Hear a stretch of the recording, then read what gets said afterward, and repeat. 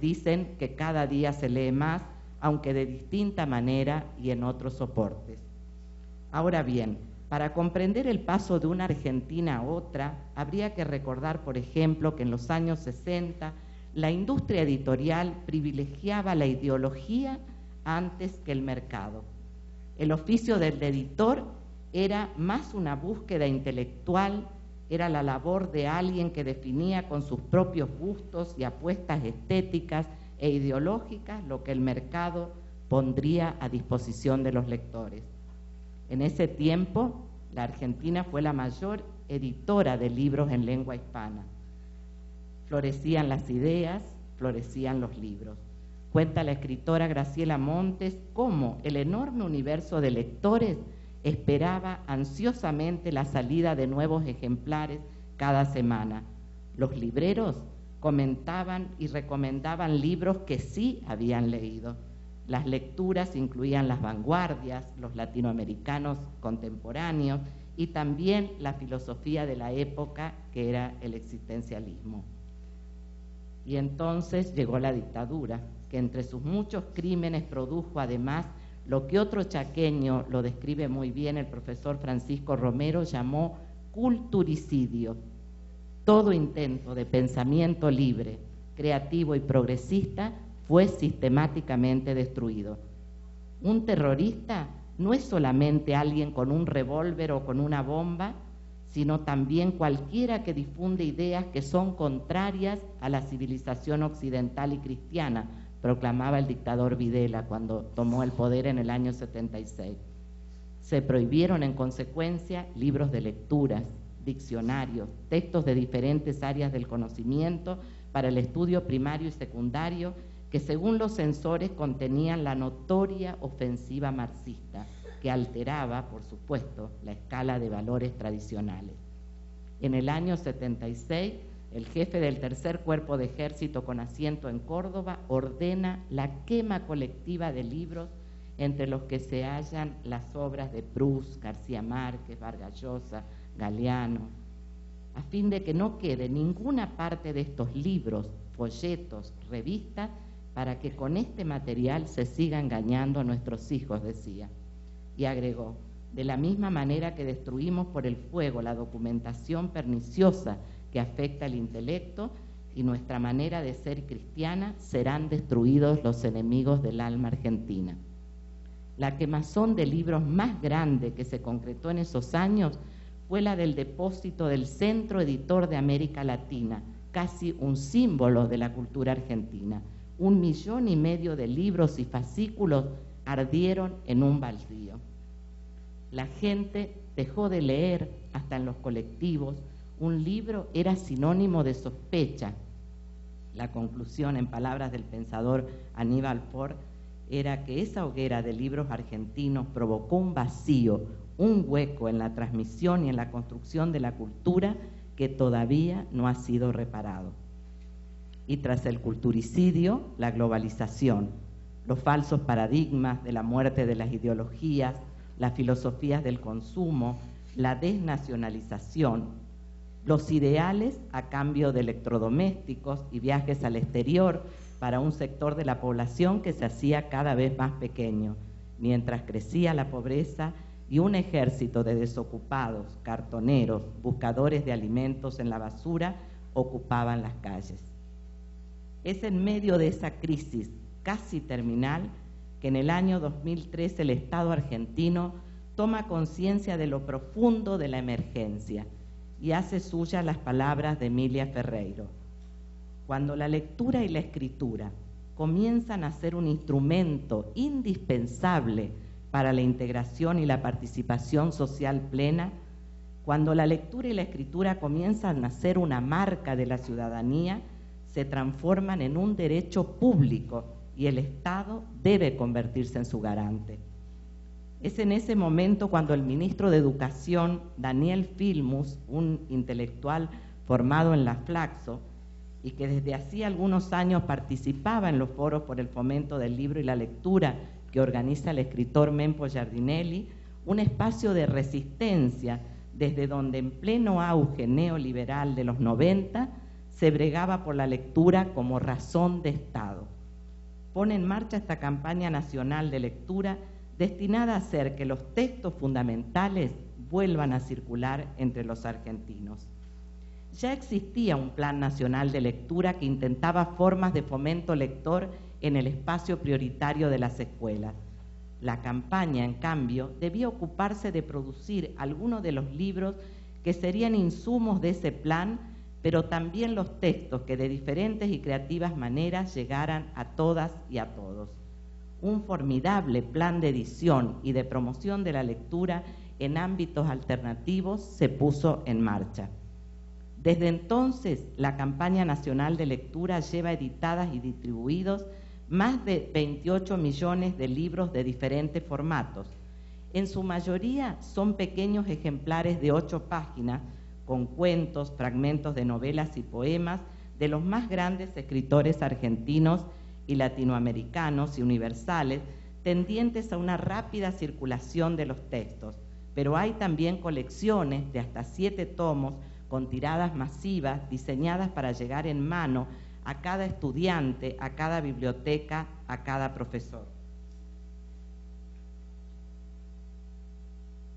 Yo les había traído para que ustedes vean, estas son las publicaciones con cuentos de los mejores, de los que nosotros podemos llamar los mejores autores en este momento argentinos, que llegan masivamente a todos a toda la sociedad. La campaña tuvo su fortaleza en la cantidad y calidad de sus socios estratégicos. Un intenso trabajo de gestión interestatal, interinstitucional y con el sector privado ha dado sus frutos en sociedades eficaces para cada proyecto editorial. La edición de cada colección implica la gestión facilitadora con los patrocinantes, los autores que donan los derechos sobre los textos, los artistas plásticos que aportan sus obras generosamente para colocar en las tapas, los especialistas que realizan la selección, las cámaras que agrupan a las editoriales y las organizaciones de la sociedad civil que auditan la transparencia financiera de cada trabajo. Ante la mirada asombrada de la sociedad, se distribuyeron millones de libros en bibliotecas y escuelas, pero también, sobre todo, en lugares no tradicionales. Se empezó por el lugar más provocativo y desafiante, las canchas de fútbol. Los cuentos eran atractivos sobre fútbol y de autores muy reconocidos en Argentina, como Fontana Rosa, Dolina, Soriano, fueron muy bien recibidos.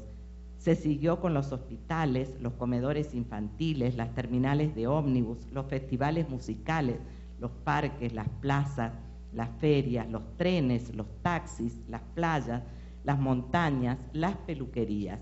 En todos los lugares donde queda un tiempo para leer, un tiempo vacío, un no tiempo, decimos, porque sobre todo en esos lugares la presencia de la buena literatura acompaña. Se llevaron cuentos a la sala de espera de los médicos pediatras y se les regaló un formulario para estimularlos a que recetaran y regalaran cuentos. 8 páginas, 15 a 20 minutos de lectura, un cuento o un poema, cada uno con otras bibliografías detrás como invitación a seguir leyendo en la biblioteca o en la librería. Una iniciativa muy importante porque todos sabemos que el médico tiene un poder especial. Su palabra podríamos decir que es sagrada. Es reconfortante ver cómo los padres leen a sus niños porque el doctor dijo, o que los niños se apuran a contarle a su doctor qué libro leyó, o viene a la próxima consulta a buscar otro libro, o guarda ese libro que le dio su pediatra debajo de la almohada como algo muy preciado. Todos estos son testimonios de médicos que se involucraron en este programa de lectopediatras. También se formaron pequeñas bibliotecas en las salas de espera de los pediatras y de los hospitales para que los padres que llevan a sus niños a la consulta, mientras esperan, estén en contacto con los libros y les lean a los niños. Una vez en marcha y funcionando el mecanismo que garantiza la existencia de textos, se decide entonces implementar un programa que garantice la existencia de mediadores. En Argentina se revelan tan frágiles los lazos entre lecturas y jóvenes que entonces la figura del adulto adquiere importancia, relevancia.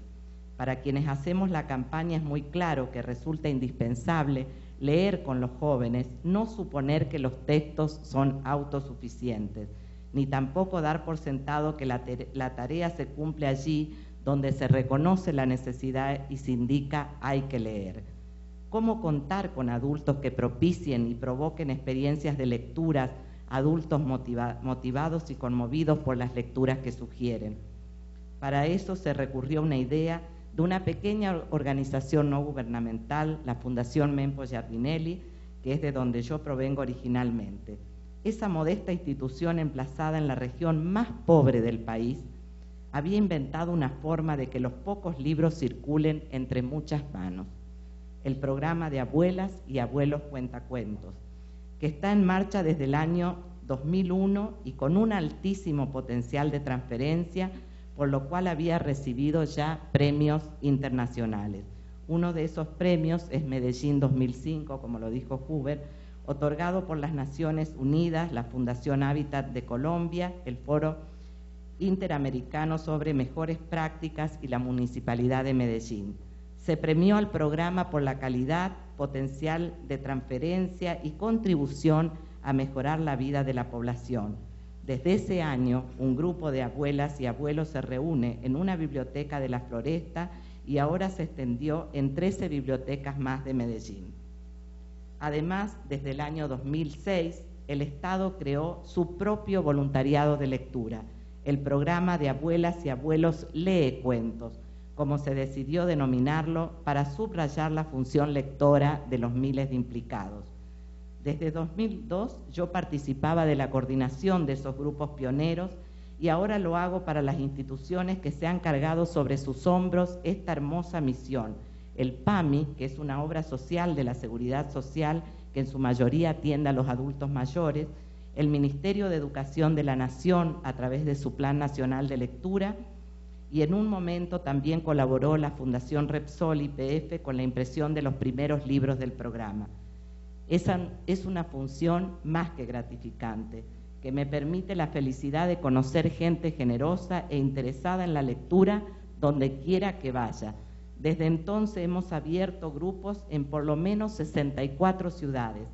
Es una experiencia participativa e integradora que permite el acercamiento intergeneracional alrededor de la mejor literatura para niños y promueve el acercamiento a los libros, ya que la lectura en voz alta despierta el deseo y el interés por seguir leyendo. Se utilizan los textos más relevantes para la construcción de la identidad de la comunidad y el criterio es siempre la calidad literaria. Estas abuelas y abuelos lectores visitan durante muchos años y con una frecuencia sistemática siempre a los mismos niños, a quienes proveen de buenos textos en cada encuentro. Los resultados son muy positivos. Los niños ya hablan de libros y de autores, con conocimiento de causa, llevan y comparten lecturas a sus casas, renuevan su interés por los libros en la biblioteca y a su vez las abuelas aprenden, ganan un nuevo sentido para su vida. Es decir, todos ganan y todos amplían su competencia literaria. Decimos siempre que tenemos una fórmula secreta que es bien sencilla.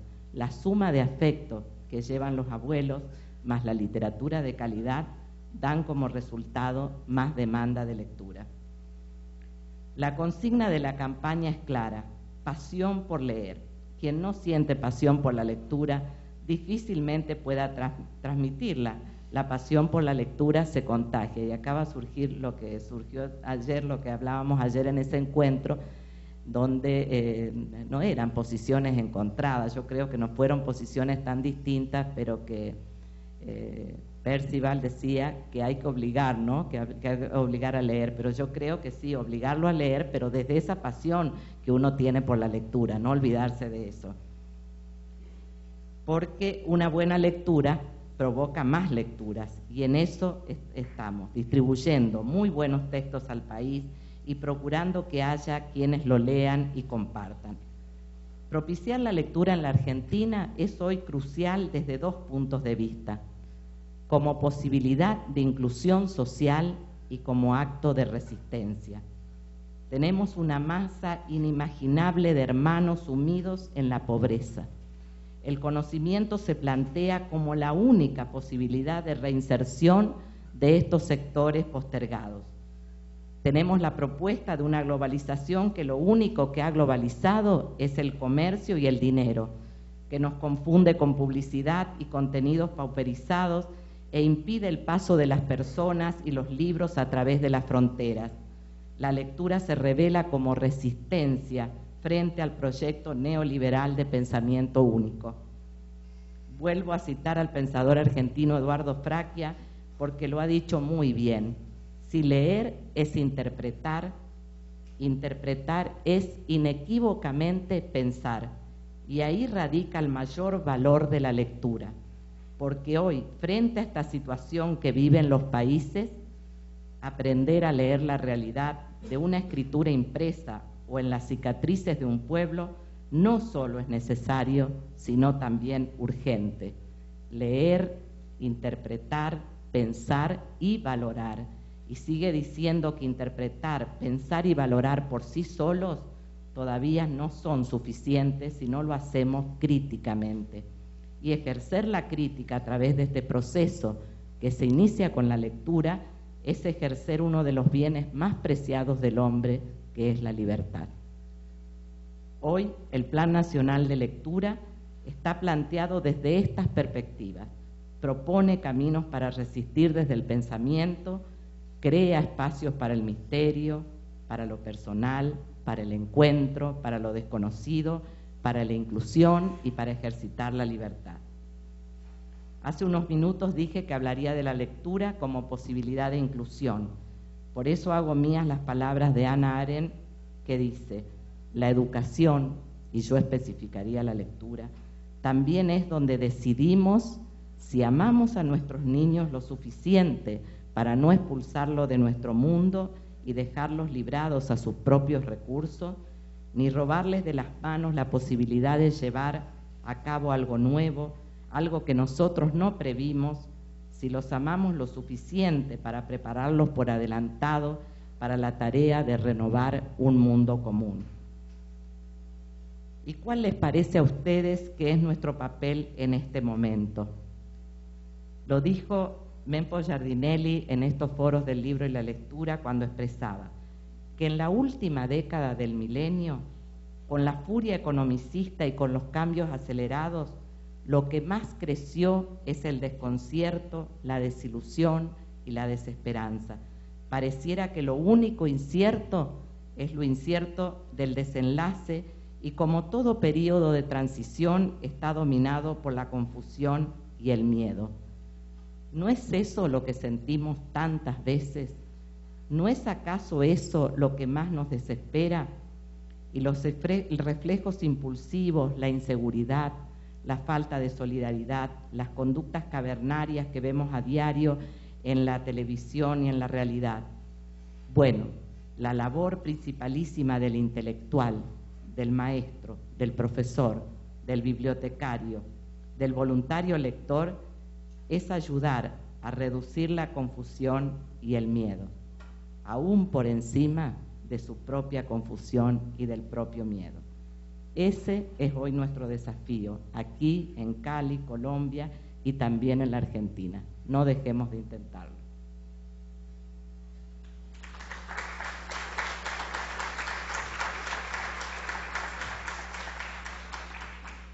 Muchas gracias, Adela Rosa. Pues como lo hicimos en la primera ponencia, esperamos sus preguntas.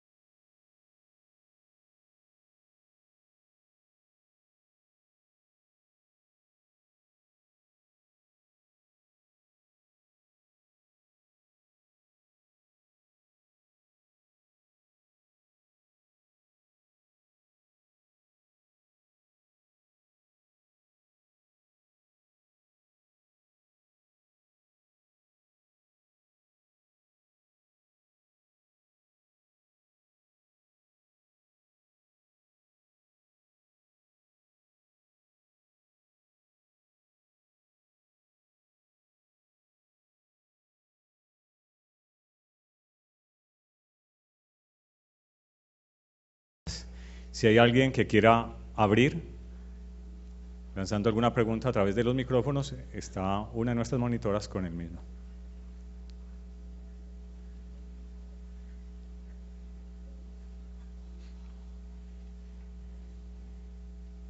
Aquí tenemos a alguien que quiere preguntar.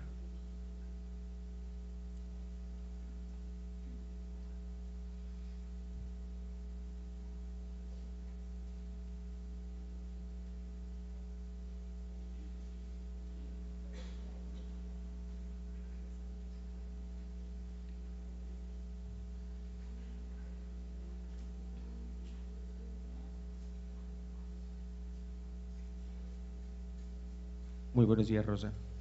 Yo te quisiera preguntar, ¿qué uso se le ha hecho a una herramienta que pues muchos consideramos ambigua, como es la Internet, en el sentido de promover la lectura? Actualmente yo me he encontrado con muchos sitios en los que es posible no solamente ver libros, sino también descargarlos. Sí, muy buena la pregunta. Yo no quise referirme a las nuevas tecnologías porque es tan amplio, ¿no?, y tan complejo, pero el Plan Nacional de Lectura está utilizando también Internet. Tiene una página, la página del Ministerio, donde se puede acceder, donde hay algunos de los libros de autores muy conocidos, muy prestigiosos del país, a donde se puede acceder los docentes y los chicos. Y hubo algo muy llamativo que pasó ahora. Ustedes vieron que nosotros tuvimos un mes de receso por la gripe A, que en el mes de julio se cerró todo, se adelantaron las vacaciones y después se postergaron un poco más.